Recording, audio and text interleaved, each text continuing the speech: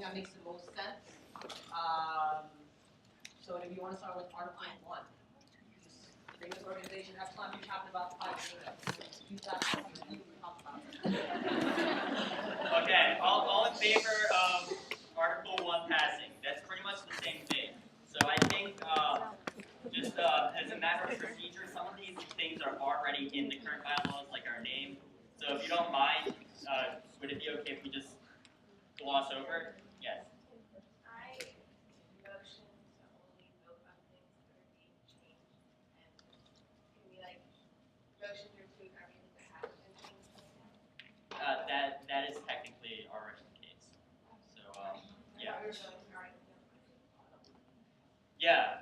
So the name is already there. The purpose and policy already specified in our cool articles of association. So going down to Article 3, there were some changes in here. The first is the insertion of this. Everyone see it? This is required by the university. So do we have any disputes about this? No? Okay, so that is a change. Okay. The major thing here is from the risk management case this semester. We're having that, because grievance committee was never really created to address grievances against pledges.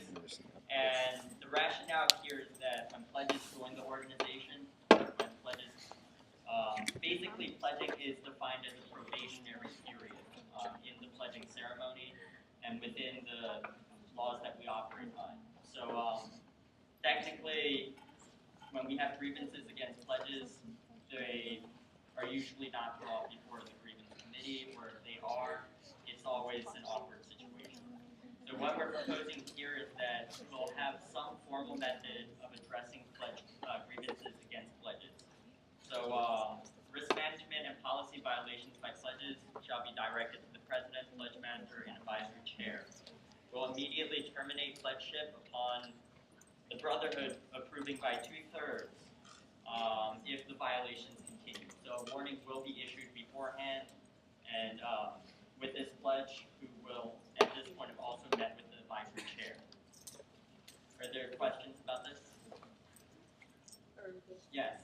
So does that say that like there's no such thing as something happens and your pledgeship is terminated? Like the most like atrocious thing can happen and that warrants a warning, and then like something else has to happen?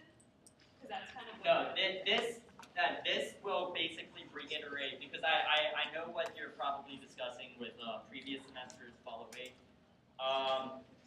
So what this does is it reiterates the fact that pledging is a term of probation. By being a pledge, you are already at a probationary stage. So what this does is, if something extremely horrible happens, of course, the pledge master, president, advisory chair, at that moment can directly go petition the Brotherhood for immediate termination. Does that clarify? Any questions, comments, concerns? Are we okay with approving this change? I'll entertain a motion for a vote. It's been moved and seconded that we vote to approve Article 3, Section 2 on pledge membership. All in favor, please say aye. Aye. Opposed, say nay. Any abstentions?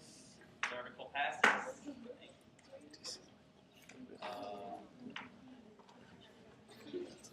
Okay. Under active membership, someone decided to add College Park. Is that pretty much okay? Okay.